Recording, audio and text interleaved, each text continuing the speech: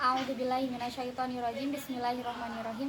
Assalamualaikum warahmatullahi wabarakatuh. Waalaikumsalam warahmatullahi wabarakatuh. Alhamdulillahirabbil alamin. Wassalatu wassalamu ala asyrofil anbiya'i wal mursalin wa ala alihi washabihi wasallim ajmain. Amma ba'du. Segala puji bagi Allah Tuhan semesta alam. Salawat dan salam tidak lupa kita selalu lantunkan kepada junjungan kita Nabi Agung Muhammad Sallallahu alaihi wasallam. yang selalu kita nanti syafaatnya di hari akhirat. Yang terhormat kepada Bapak Sugianto selaku pengampu mapel Quran hadis dan Kiai Ahmad Muhammad Taubatan Nasuha yang selaku pengasuh Pondok Pesantren Ulumul Quran yang sekarang saya tempati. Di sini saya akan membawakan dakwah menjelaskan isi dari surah Al Imran ayat 104. Akan saya bacakan ya. Bismillahirrahmanirrahim.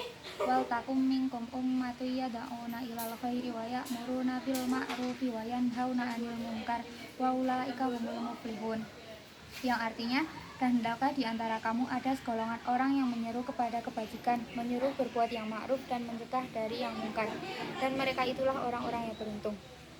Jadi di surah Al Imran ayat 104 ini kita diwajibkan untuk berdakwah kepada sesama bisa sesama teman, sesama muslim. Jadi di Islam itu ada kewajiban bagi seorang Islam untuk menyampaikan sesuatu yang baik kan, yaitu dakwah. Dakwah adalah salah satu cara untuk agar kita terikat selalu kepada Allah.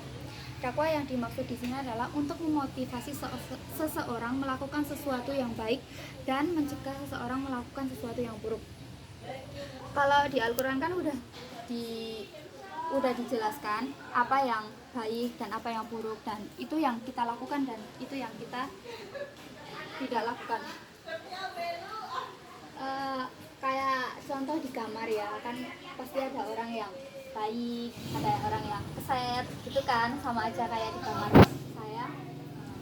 Kita pasti harus memotivasi seseorang itu untuk melakukan hal yang baik kan, dan kita melakukan dakwah. Dakwah bisa secara diam-diam, dakwah juga bisa secara terang-terangan. Kita bisa melakukan secara kayak diomongin, kamu jangan gitu ya, itu tuh nggak baik gitu kan, bisa aja kan. Bisa di acara kalau bareng-bareng gini saya ngomong kayak gini kan bisa dakwah, ini namanya juga dakwah. Terus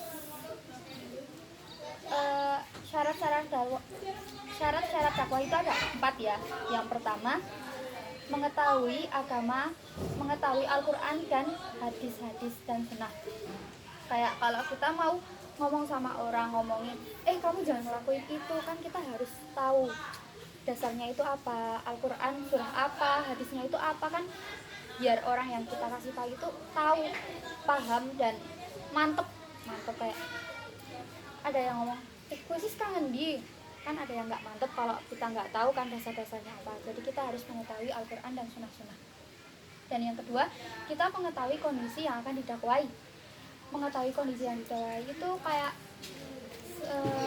contoh kaum yang dahulu kan ada yang homo gitu kan, kita tahu caranya, gimana sih ngatasinya ini, gimana ya biar nggak gini kan, ada cara-cara sendiri. Jadi kita harus tahu kondisi itu seperti apa. Dan yang ketiga, mengetahui agama dan mazhab yang dipakai.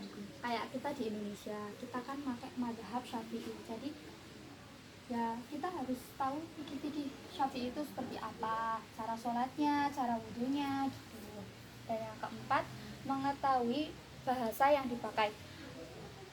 Udah paham kan bahasa yang dipakai di Indonesia itu ya, pasti bahasa Indonesia lah ya, nggak mungkin pakai bahasa Arab. Kalau di Indonesia ya nggak pada mudeng kan. Jadi kalau kita lagi dakwah di luar negeri pun pasti ada yang translate kan, ada yang translate. Kalau lagi di Arab, translate-nya Arab. Kalau lagi di Jepang, translatornya itu Jepang. Di sini ada yang mau ditanya?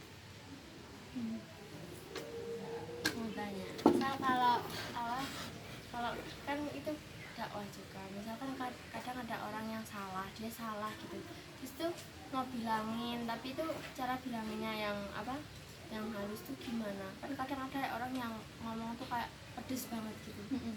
Nah itu tuh cara bilanginnya dia biar nggak kayak gitu gimana? Oh, ngena ya. Ini termasuk saya juga ngomongnya pedes. Ya itu kalau menurut saya ya kayak orang-orang yang ngasih tahu ke saya itu pengalaman pribadi, ngomonginnya itu harus kayak sabar. Ngajakin orang yang emosinya tinggi itu harus sabar. Kayak saya sendiri tuh nggak suka kalau dibilangin secara kasar. Ya siapa sih yang suka ya dibilangin secara kasar, kan nggak mau ya. Jadi yang ngingetin itu harus secara sabar. Jadi asa kayak ngono, kowe iki ora api. Mbok sing alus ora apa-apa, nek kayak ini malah nyongke rasane prige. Tapi ora apa-apa iki dhewek nyontok sing ngomong ya. Ya seperti itu, ya sabar. Pengalaman pribadi ya, Mbak. Enggak. Ada yang mau tanya lagi?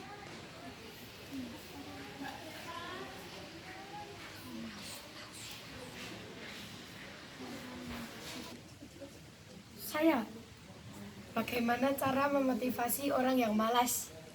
Oh ya, memotivasi orang yang malas. Jadi ya saya juga kan ya malas. Jadi kita sama-sama ya.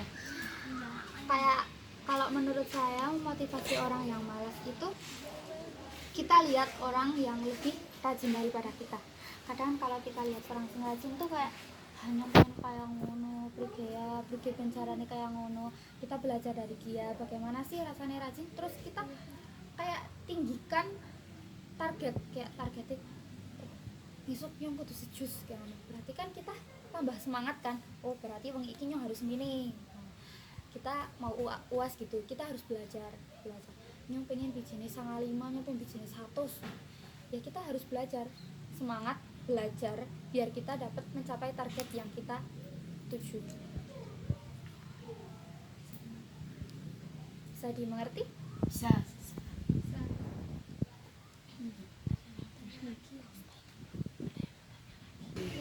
Iya, orang yang sangkene mikir.